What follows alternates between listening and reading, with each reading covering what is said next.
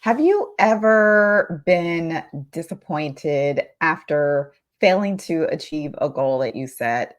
Well, I know I have. And today I'm going to be sharing with you one of my stories of disappointment and how I was able to grow through that and bounce back from that disappointment and that setback. Today, we're going to be continuing our series on the power of intentional goal setting. And I would be remiss if I didn't, if I only, or I should say it this way, if I only shared with you how to set those goals and how to take action on them without sharing with you some of the strategies that you're going to need along the way, because there is uh, a disconnect that often happens between when we set the goal and actually achieving the goal. All that space in the middle, there's so many different things that can go wrong. There's things that we don't know, things that you don't anticipate, shifts, hurdles, roadblocks, all kinds of things can happen.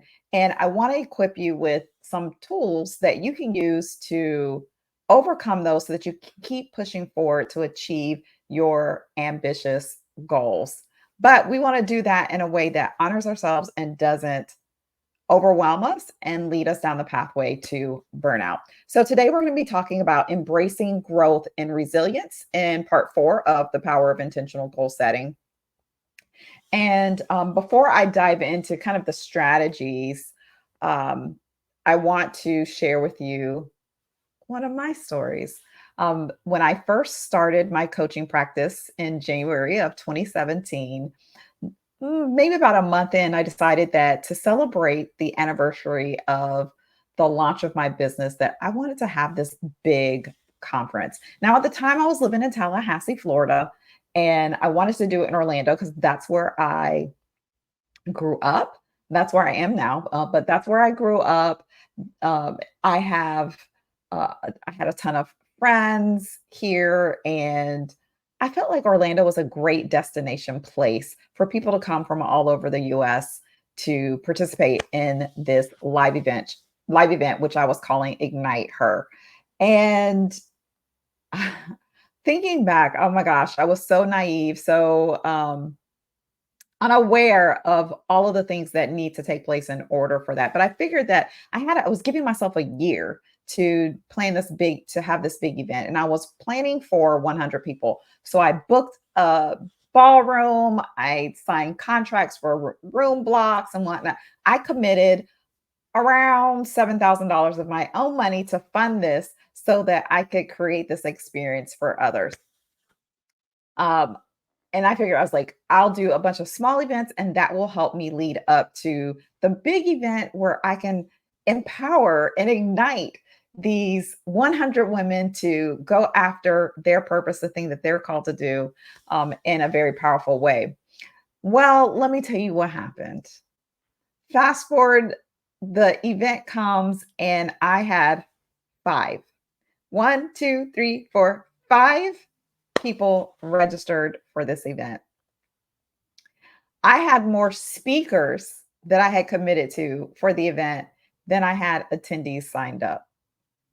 And I had to make a decision whether or not to move forward with the event or to cancel it.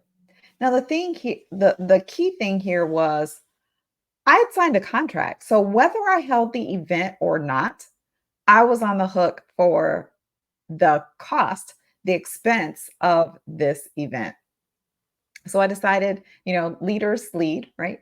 And I decided that I was going to move forward. And it was actually a very, very powerful event. We had an amazing time. The ladies that were in the room, including the speakers, were all greatly impacted by the event. And I have absolutely no regrets about moving forward with doing it. And God showed some grace. There was some grace and some mercy. I was able to, the hotel allowed me to uh, kind of forgive, if you will, the expense of the room block that I didn't get filled, which was around $3,200. And so I just needed to cover the cost of the food was the catering, which was around 2,500 plus the cost of the room rental, which I don't remember how much that was. But at any rate, um, after that, you would probably understand why I would not have a desire to host another event again. It was a huge failure, right? I saw it as a huge failure because I wasn't able to accomplish what I had envisioned I was going to accomplish. But the truth of the matter is, I accomplished what I set out to accomplish. I did what I was supposed to do. Now, I didn't have the number of attendees. It didn't look like what I wanted it to look like, but I did what I set out to do. I hosted an amazing event and impacted the lives of the women who were in the room for the better. And I share this story because as we navigate the ups and downs of pursuing our goals and cultivating balance and well being and all those things, it's really essential for us to embrace this process of growth and resilience, right? Life is full of unexpected twists and turns. Setbacks are inevitable, right? When you are on the pathway to success, setbacks are going to be inevitable. Things are not going to work out. However, it's not the setbacks themselves that determine our success. It is how we choose to respond to them. Now, I could have said, I'm never hosting an event ever again. My first event was a huge flop. It wasn't what I expected. I had to come out of the pocket all this money to cover the expenses for this event because what I brought in was not even close to covering my expenses. But I didn't do that. I used that as a learning lesson because there were so many things along the way from me starting to plan the conference and actually hosting it that I learned about planning, hosting, and promoting and marketing events. So, one of the keys to embracing growth and resilience is really adopting a growth mindset, right? So, if you're not familiar with that terminology, a growth mindset simply is the belief that our abilities and our intelligence can be developed. We can use hard work. We can dedicate ourselves to really cultivating our gifts, skills, talents, and abilities, and our knowledge, our intelligence. So when we approach challenges with a growth mindset, we can start to look at them as opportunities. We can start to look at them as evidence of places where we can learn and grow instead of some sort of insurmountable obstacle that we just cannot overcome, right? We have to embrace failure as a natural part of the learning process and use these setbacks as fuel to propel us into the achievement of the goals that we say that we want to achieve, right? It's just part of the process. I'm actually, I'll give you a little sneak peek here. I'm preparing to go on this journey to 100 no's, and I'm going to take you all along with me. I haven't decided yet what platform. I'm thinking that it's going to be on my TikTok channel that I'm going to share this journey, but I'm using that as a way to get accustomed to failing, to embrace this process of learning and growing through challenges, through obstacles, through opposition, right? Another aspect of, excuse me, another aspect of embracing growth and resilience is to practice self compassion. Let's be real here for a moment. Too many times we are our own worst critic. We are so harsh with ourselves and we start beating ourselves up for mistakes that we made or any setbacks that we may have. But if you would adopt this viewpoint of being compassionate with yourself, treating yourself with kindness, with understanding and empathy, especially during these times of trouble or struggle, excuse me, you will be able to overcome. So when we practice that, we start to acknowledge our humanity. We acknowledge that we are imperfect beings. because really none of us is perfect, right?